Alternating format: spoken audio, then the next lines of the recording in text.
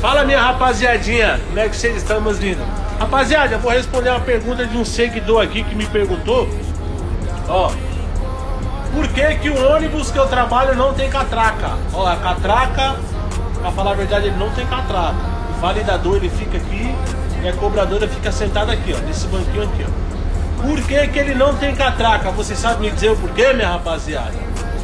Respondo ou não respondo? Acho que vou deixar vocês curiosos, viu? Mas não, minha rapaziada, isso aqui é um ônibus especial. Esse ônibus aqui, ele sai do aeroporto de Congonhas e vai até a estação mais próxima, São Judas. Por que não tem catraca, Maicão? O ônibus não tem catraca, minha rapaziada, para o pessoal poder passar com as malas. Você entendeu? Os pessoal vem com as malas, com bastante bagagem, então já passa direto, se acomoda aqui e aqui eles desembarcam lá no metrô, minha rapaziada. Porra.